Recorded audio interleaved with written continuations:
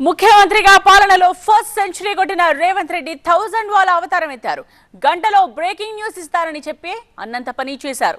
100 రోజుల పాలన నాడు తన రొటీన్ ప్రసంగాలుంటాయని అనుకుంటున్న వేళ నిజంగానే బ్రేకింగ్ న్యూస్ ఇచ్చారు. తొలి గేట్ ఎత్తామని చెప్పేశారు. ఈ 100వ రోజు రాజకీయపరమైన నిర్ణయం తీసుకున్నాం. మీకు ఇంకా అంటే పార్టీ ప్రెసిడెంట్కి ఆల్రెడీ యాక్టివిటీ మొదలుపెట్టినా మీ దృష్టికి రానట్టుంది. ఒక గంటలో మీ దృష్టికి వస్తుంది. 100వ రోజు ఒక గేట్ మాత్రమే తెరిచామని సీఎం రేవంత్ చెప్పగానే ఇద్దరు బీఆర్ఎస్ నేతలు జంప్ అయ్యారు. చేవాళ్ళ ఎంపీ రంజిత్ రెడ్డికి అలాగే ఖైరతాబాద్ ఎమ్మెల్యే దానం నాగేందర్ కు కాంగ్రెస్ కండువాలు కప్పేశారు.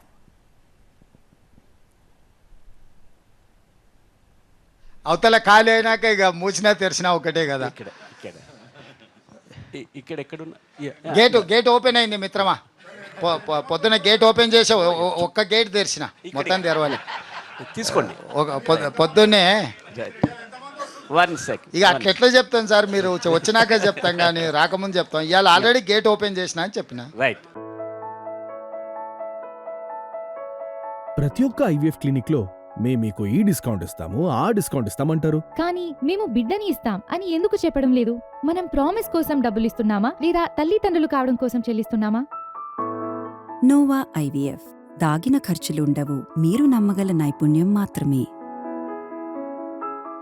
మీరే మీడియా పార్లమెంట్ ఎన్నికల వేళ తెలంగాణలో పార్టీ ఫిరాయింపులు మొదలయ్యాయి. తెలంగాణలో 14 పార్లమెంట్ సీట్లు గెలవడమే టార్గెట్ గా పెట్టుకున్న కాంగ్రెస్ అందుకు తగ్గట్టు రాజకీయ అడుగులు వేస్తోంది. 100 రోజుల్లో ఎవరిని తమ పార్టీలో చేర్చుకోలేదన్న సీఎం రేవంత్ ఎన్నికల నగారా మోగడంతో ఎన్నికల రూపం చూపిస్తామని అన్నారు.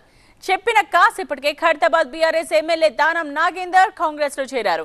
చేవేళ్ల బీఆర్ఎస్ ఎంపీ రంజిత్ రెడ్డి కూడా కాంగ్రెస్ కండువా కప్పుకున్నారు. మొదటిది ఎన్నికలకు ఎన్నికల వ్యూహం ఉంటుంది, ఎత్తుగడ ఉంటుంది. అవన్నీ బహిరంగంగా చెప్తే అది వ్యూహం కాదు, ఎత్తుగడ కాదు. సో ఈ 4 సీట్లు ఎట్లా గెలవాలనో, తెలంగాణలో 14 సీట్లు ఎట్లా గెలవాలనో మాకు ఒక ప్రణాళిక ఉన్నది. ప్రణాళికబద్ధంగా ఎన్నికలను ఎదుర్కొంటాం.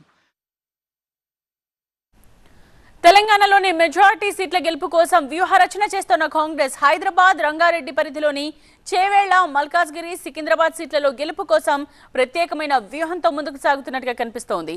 చేవేళ్ల నుండి సునీతా మహేందర్ రెడ్డిని బరిలోకి దింపాలని భావించిన కాంగ్రెస్ ఇప్పుడు ఆ స్థానం నుండి రంజిత్ రెడ్డిని బరిలోకి దింపాలని యోచిస్తున్నట్టు సమాచారం. సునీతా మహేందర్ రెడ్డిని చేవేళ్లకు బదులుగా మల్కాజ్గిరి నుండి బరిలో దింపేందుకు కాంగ్రెస్ యోచిస్తున్నట్టుగా తెలుస్తోంది. గతంలో తాను ప్రాతినిధ్యం వహించిన మల్కాజ్గిరి సీట్ను ఎలాగైనా గెలుచుకోవాలని భావిస్తోన్న రేవంత్ రెడ్డి ఈ స్థానంపై స్పెషల్ ఫోకస్ పెట్టినట్టుగా కనిపిస్తోంది. ఇక సికింద్రాబాద్ స్థానం నుండి దానం నాగేందర్ ను పోటీ చేయించే ఆలోచనలో కాంగ్రెస్ ఉన్నట్టు సమాచారం. ఇందుకోసం దానంను కాంగ్రెస్ నేతలు ఒప్పించినట్టుగా వార్తలు వస్తున్నాయి. అయితే దానం నాగేందర్ సికింద్రాబాద్ బరిలో ఉంటారా లేక మరో ముఖ్య నేత కుమారుడు ఇందుకోసం రేసులోకి వస్తారా అనే చర్చ కూడా జరుగుతోంది.